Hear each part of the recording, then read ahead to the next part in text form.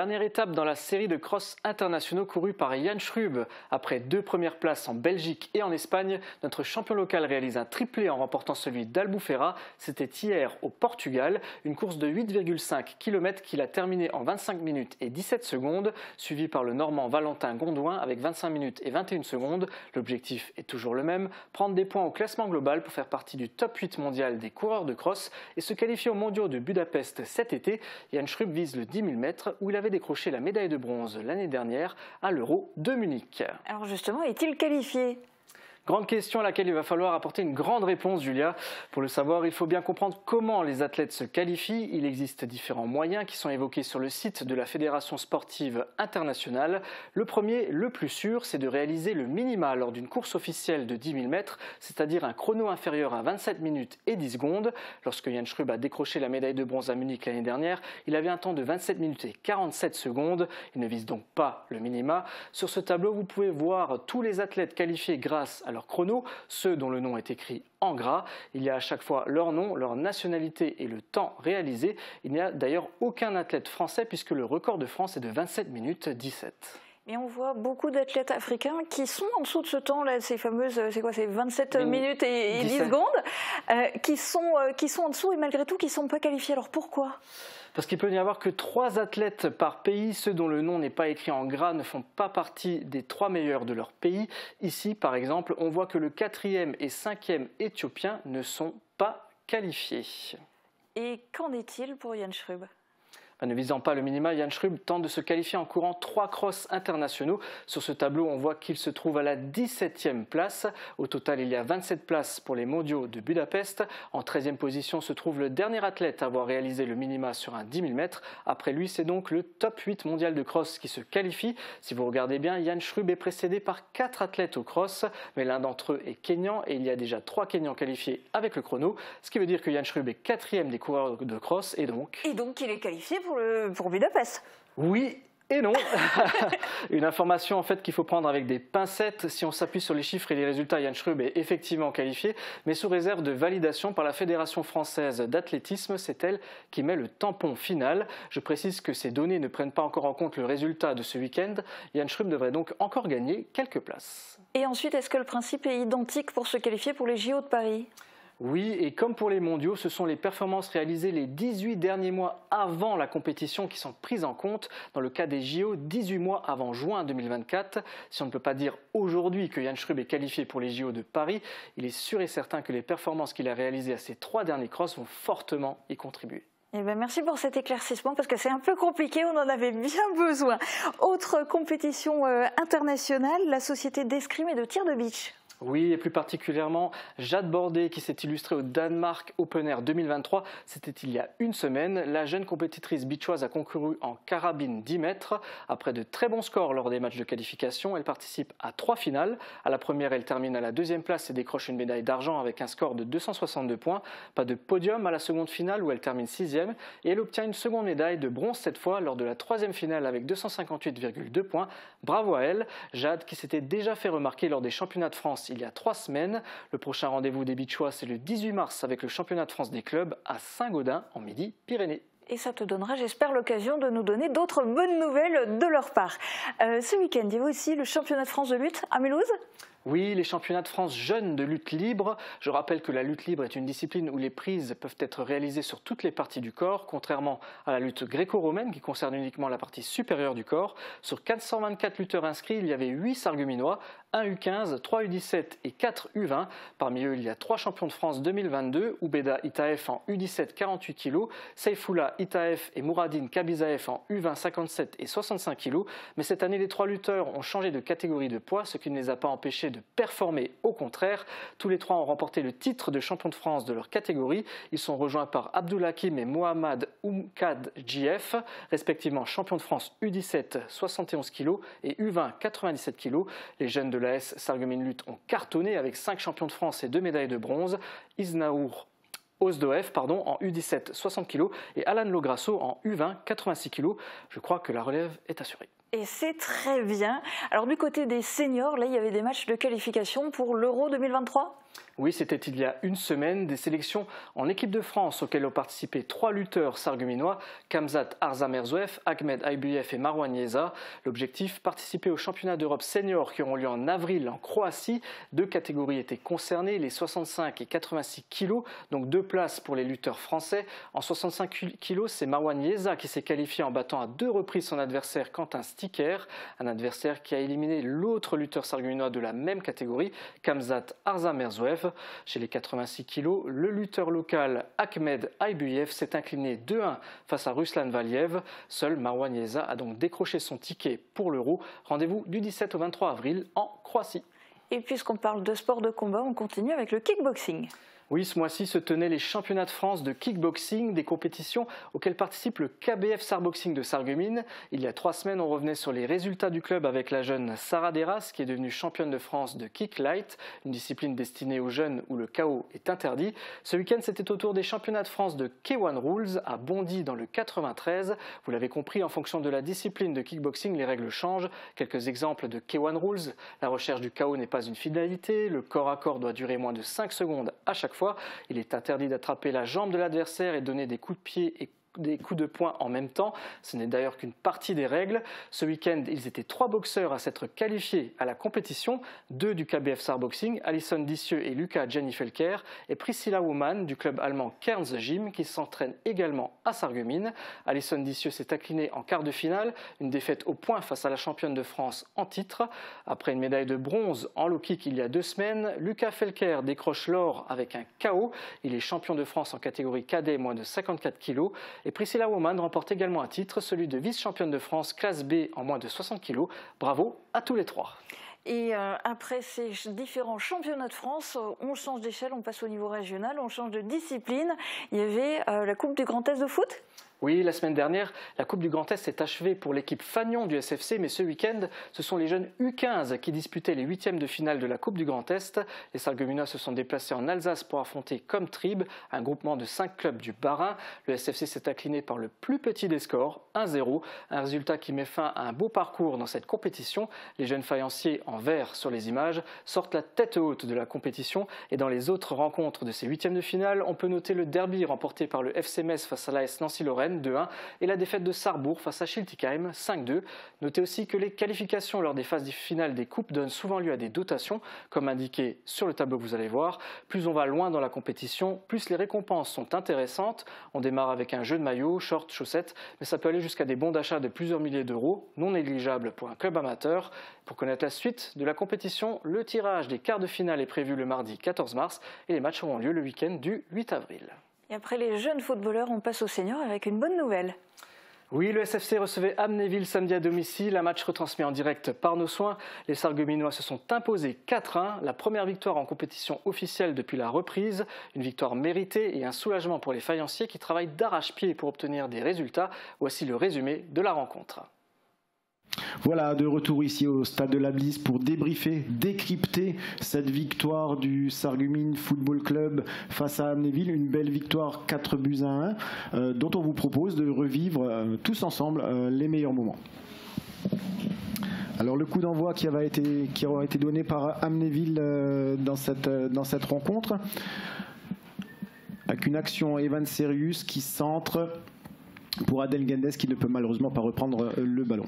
Et après on a effectivement là cette belle incursion de Boutargui, c'était la première grosse occasion vraiment des Sarregueminois, il bute sur le gardien. Enes Saïn sur le côté gauche de l'attaque, bonne intervention du gardien d'Amnéville qui aura fait un bon match. Tout à fait, il y a eu plusieurs belles interventions.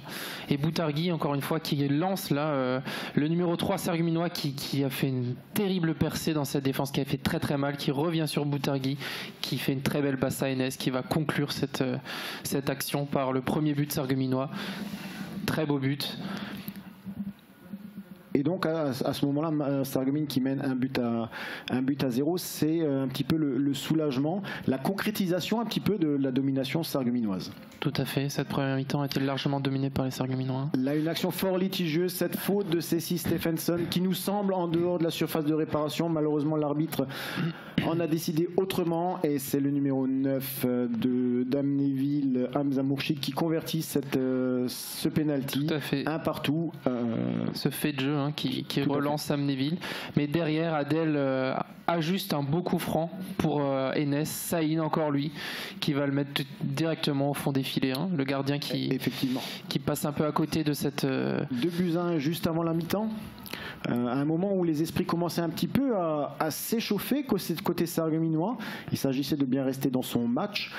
C'est ce qu'ont fait les sarregueminois. C'est ça, ce but a fait beaucoup de bien et derrière on a eu d'autres occasions, notamment avec cette petite frappe là en fin de... Et donc là, peut-être à ce moment-là, le tourne du match, une occasion très nette, 2-1 pour Sarreguemines. Et cette magnifique occasion, malheureusement, l'attaquant d'Amnéville enlève trop sa frappe.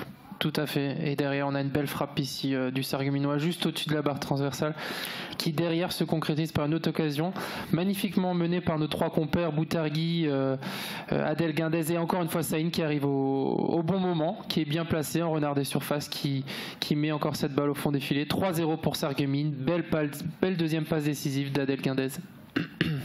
À ce moment-là, on est un peu soulagé. Sarreguemines a fait le break. Une nouvelle situation. Evans Erius qui centre pour Enes Saïn pour le quadruplé de l'attaquant sarregueminois. C'est ça. 4-1 et à ce moment-là on respire. Hein. Effectivement, tout à fait. Un nouveau Evans Erius dans ses œuvres, très actif pour Romain Toriello qui venait juste de faire son entrée en jeu, mais malheureusement. Et dernière action, oui, de Boutargui encore une fois qui est à l'œuvre et qui... Lucas Bourget qui malheureusement manque la cible. Oui. Voilà Maxime, une belle après-midi de football, une belle victoire de Sarreguemines. Victoire nécessaire à Sarreguemines, à domicile, pour se relancer dans ce championnat de R1 au Miris. Et nous, on est ravis d'avoir pu commenter ce match-là. Moi, je suis content d'avoir commenté ce match avec toi, Xavier. Ça m'a fait vraiment très plaisir. Le prochain rendez-vous du Sarreguemines Football Club, c'est samedi prochain avec un déplacement à Sarrebourg. D'ici là, on vous souhaite de passer une très agréable soirée. Déjà, la nôtre va être bonne parce qu'on a gagné, mais une très agréable semaine et on se dit à la semaine prochaine. Ciao, ciao. Au revoir. Voilà une victoire qui fait plaisir. On écoute la réaction du gardien, Florian Trimborn. Voilà, de retour ici au stade de la Blise, avec moi pour débriefer cette rencontre, le gardien du temple sarregueminois, Florian Trimborn, que je suis très heureux de recevoir.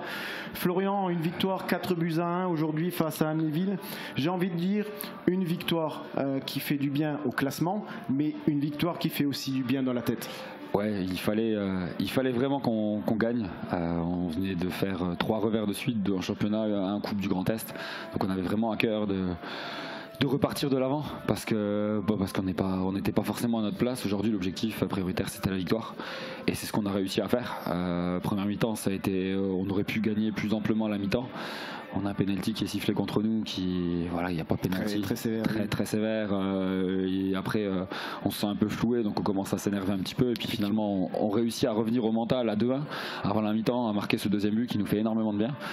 Et on est revenu sur deuxième mi-temps très sérieux, très appliqué, bien en place défensivement pour pas subir d'occasion.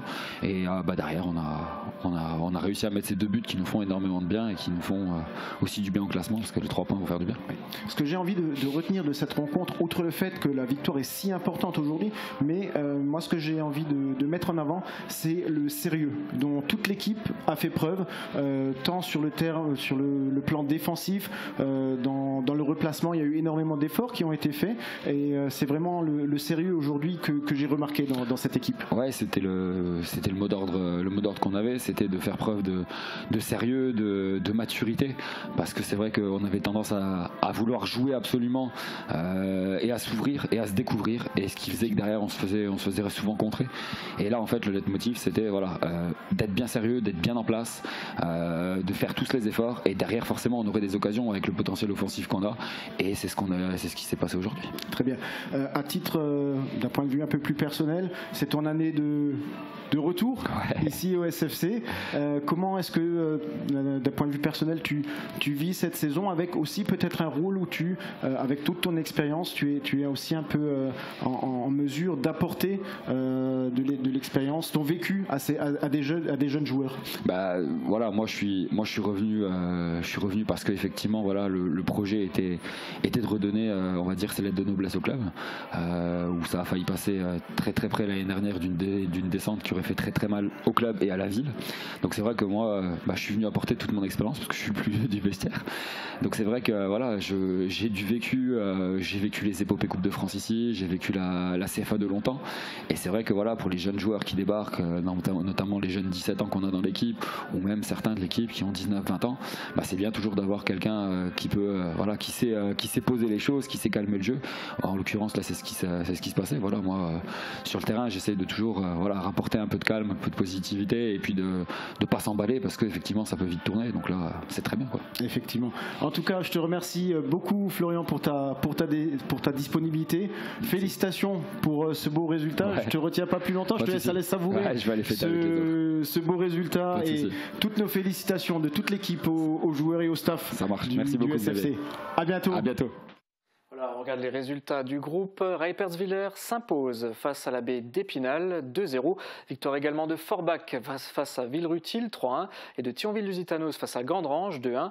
Match nul entre l'APM Metz et Aubert-Moderne 2-2 et un partout entre le Bassin Piennois et Sarrebourg. On passe au classement. Après cette victoire, le SFC prend une place et se classe 7e avec 20 points et un match en moins. Thionville-Lusitanos reste leader du groupe et creuse l'écart avec 34 points. Forbach prend la deuxième place avec 23 points et un match en retard. Villerutil se voit relégué à la 5e place avec 22 points, suivi de Reiperswiller avec 21 points et en fin de peloton, Sarrebourg toujours avec 14 points. Pour le SFC, le prochain match de championnat aura lieu samedi à Sarrebourg. À l'aller, les Fayenciers l'avaient remporté 6-0. Et la victoire est donc là obligatoire. On va leur mettre un peu de pression sans être méchant. Il n'y a pas de raison. Sarrebourg est tout en bas du classement. Sarreguemines doit gagner. On passe à l'escrime avec des championnats régionaux. C'était à Vendeuvre-les-Nancy, les championnats du Grand Est Fleuret pour les catégories allant de M15 à vétérans. Cette compétition est sélective pour les championnats de France. Le cercle d'escrime Sarreguemines Confluence avait 3 tireurs engagés, ou escrimeurs comme on les appelle, en catégorie M15, 2 garçons de première année et une fille M13 surclassée. Leur objectif, aller le plus loin possible dans la compétition, qui démarre avec des poules puis une phase finale à élimination directe. Un match de poules se gagne en 5 touches, alors qu'en phase finale il en faut 10. Et malheureusement, après 2 semaines de vacances scolaires sans entraînement, les jeunes du cercle Sarreguemines Confluence ont eu du fil à retordre. Mathis Hugo et Virgile Imbaud se classent 24e et 28e de la compétition et ne seront probablement pas qualifiés à l'étape suivante. Seule Marie Hafner parvient à se qualifier pour les demi-finales des championnats de France en terminant 10e. Ce sera à Valence le 2 avril. Cette performance lui permettra d'intégrer peut-être l'équipe du Grand Est pour la finale des championnats de France M15 de Fleuret. Cette compétition aura lieu les 10 et 11 juin à Albi. C'est un week-end quand même compliqué pour les escrimeurs locaux. Effectivement, il vient contrebalancer la performance réalisée il y a 15 jours à la Coupe de Lorraine d'Épinal. Le club avait décroché 5 podiums, dont une première place. Mais on ne peut pas toujours gagner. Allez, c'est que partie remise. Week-end compliqué aussi du côté du club de badminton. Et oui, une nouvelle défaite pour le Sarreguemines Badminton Club lors de la 8e journée du championnat de France interclub de National 3. Les Sarregueminois ont affronté l'Entente Nord-Alsace sur ses terres. À l'aller, ils avaient perdu 7-1 à domicile. Un match qui s'annonçait donc difficile. Cette fois, le score est un peu moins sévère, 6-2. La rencontre a démarré avec un double mixte et un double dame, tous deux remportés par les Nabad. Théodore Eisele et Alicia Cheuser prennent chacun un point sur leur match en simple. Alicia Cheuser qui parvient à s'imposer face à Apolline Ouvert, jusque-là invaincue en simple. Sarreguemines laisse ensuite filer les seconds simples, hommes et dames, 4-2, ainsi que le double homme et double mixte 2. Score final 6-2. Avec cette nouvelle défaite, le SBC reste avant-dernier de son groupe, ex-aequo avec Nancy-Villers et relégable. Il reste 2 journées à jouer. Le maintien en National 3 est quasiment compromis. On écoute la réaction de Théodore Eisele.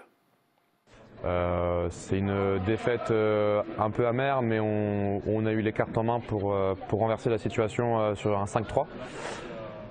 C'est de bon augure pour cette fin de saison et on va essayer de repartir de l'avant pour la prochaine. Voilà, du coup forcément un sentiment frustré. Comme j'ai dit précédemment, voilà, et comme la dernière rencontre, pas mal de matchs qui se sont joués en 3-7 qui auraient pu nous faire basculer la rencontre sur 5-3.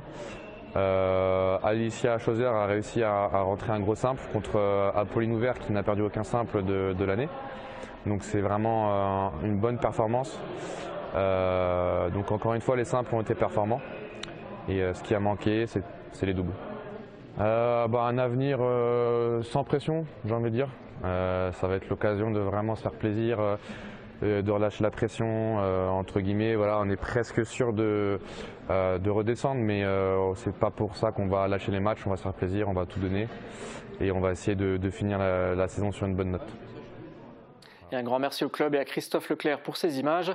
Prochain match le 18 mars à l'extérieur face à l'équipe 3 de l'ASPTT Strasbourg. Match également difficile puisqu'à l'aller, le SBC avait perdu 7-1. Oui, on leur souhaite effectivement de se faire plaisir sur les derniers matchs de la saison, mais ça paraît quand même compliqué pour le badminton. On passe au volleyball ? Oui, souvenez-vous, il y a un mois, on parlait du challenge mixte du conseil départemental de la Moselle. Il s'agit en fait d'une coupe, une compétition de volley où s'affrontent des équipes du secteur au niveau très variable. Justement, lors du deuxième tour, Sarreguemines, qui évolue en compétition loisir, donc niveau départemental, s'est imposé face à l'équipe 2 de Sarralbe, qui évolue au niveau régional. Par le passé, les faïenciers ont déjà affronté des équipes de division nationale, mais n'ont jamais passé le troisième tour de la compétition. Cette année, le club sarregueminois a engagé ces deux équipes. Et vendredi, c'était la 2 qui jouait à domicile contre l'équipe Fagnon d'Étanges Grande, un club de niveau pré-national pour les huitièmes de finale de la compétition. Pour une équipe de volley loisir, c'est toujours un grand moment d'affronter des adversaires qui évoluent plusieurs divisions au-dessus d'elle. Le public était au rendez-vous pour les encourager, ce qui leur a permis d'arracher le deuxième set, 25-23. Finalement, c'est la logique qui l'a emporté. Étanges Grande s'impose 3-7-1. L'aventure s'arrête donc ici pour l'équipe 2 de Sarreguemines qui n'a pas démérité.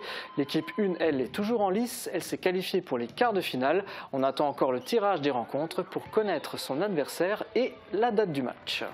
Et donc tu pourras nous les révéler prochainement. Alors tout ça c'était concernant l'actualité sportive, toutes les rencontres qu'il y a eu ce week-end, ces derniers jours, etc. Et puis chaque semaine tu testes un sport et je suis curieuse de savoir cette semaine tu testes quoi ?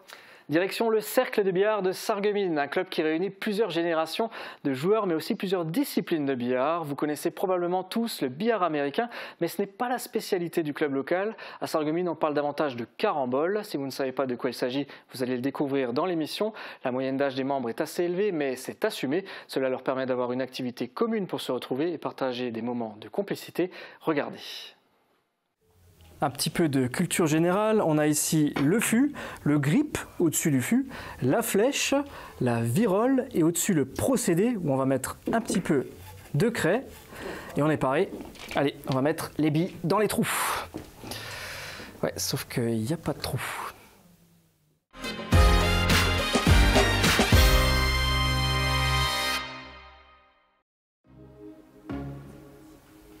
Voilà à quoi on pense souvent quand on parle de billard, mais aujourd'hui on va parler d'un autre type de billard en compétition, la carambole, c'est-à-dire le billard français. La particularité c'est déjà qu'il n'y a pas de trou sur la table et ça se joue avec 3 billes. L'objectif c'est de toucher les 2 autres billes avec la sienne pour marquer des points.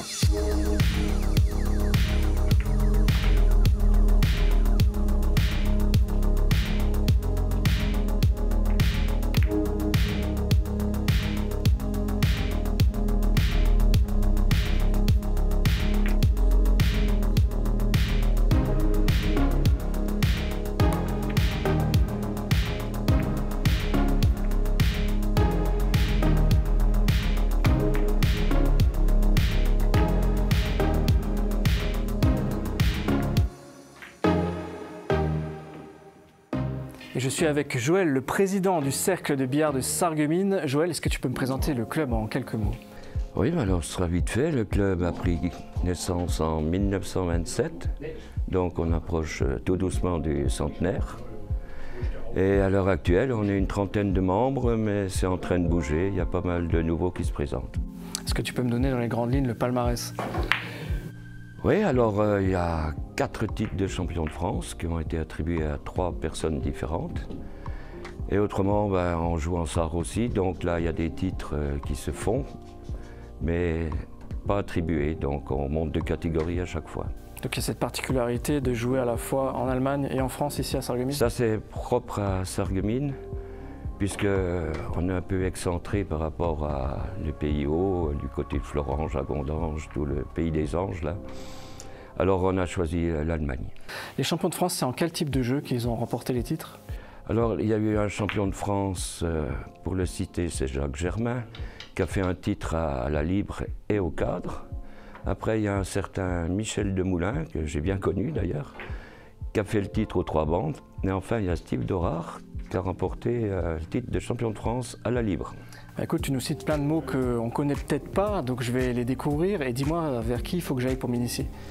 Alors, d'abord, sois le bienvenu, hein, et puis c'est mon ami Roland qui se trouve là-haut, qui te fera l'initiation totale.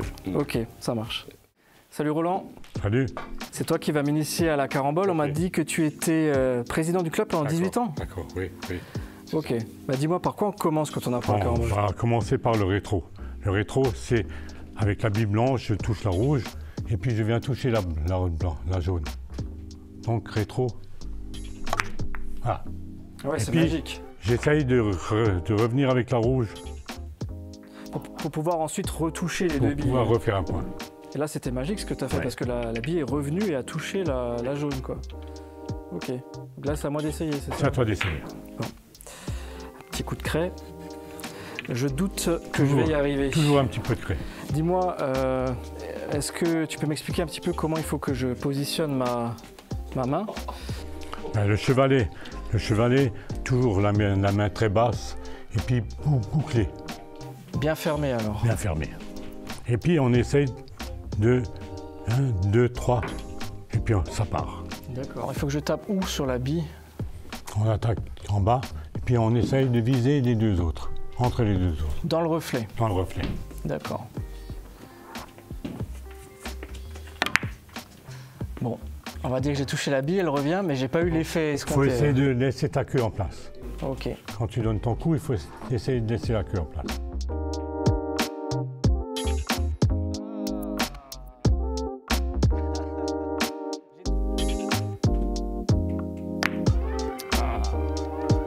Il faut que tu restes.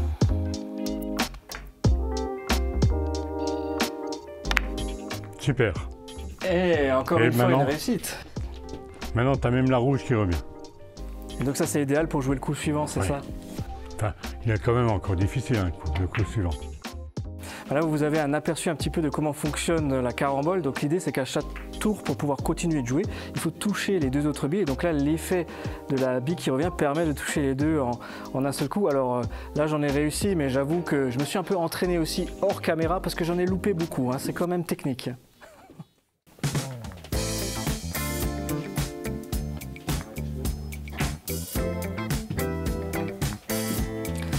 Et voilà, là on voit un petit peu les limites de la partie libre, puisqu'aux États-Unis ils ont inventé une technique qui consiste en fait à faire le tour du billard en tapant un tout petit peu les billes et du coup faire beaucoup de points de manière beaucoup plus facile. Pour contrer cette méthode de jeu, il y a d'autres modes qui ont été inventés, comme de ce côté-ci le cadre. Ici le principe, ça se joue en 2 coups et au bout du 2e coup, il faut sortir au moins une des billes de la zone où elle se trouve sur le tapis.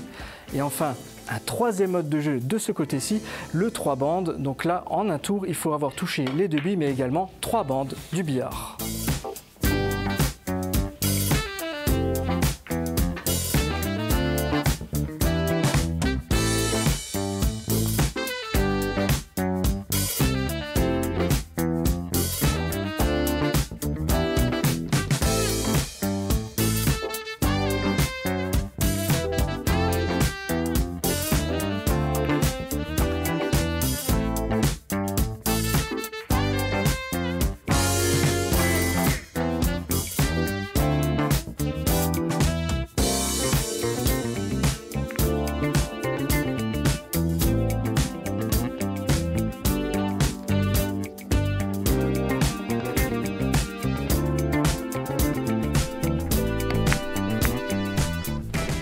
Salut Ludovic. Salut.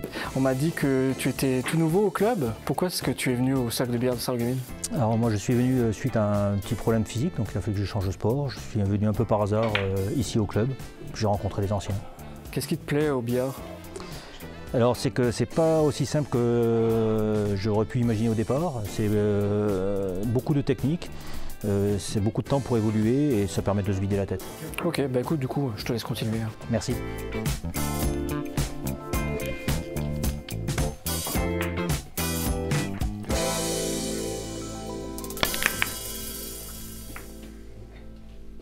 Et voilà une très belle expérience de billard ce soir avec le cercle de Sarreguemines, un sport qui demande de la concentration, une bonne vision et de l'agilité. Si vous devenez membre, vous pouvez venir ici 7 jours sur 7, 24 heures sur 24. Merci Roland.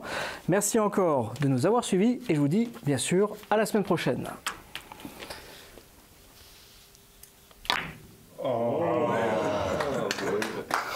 reculé là. On a bien reculé. Merci, merci.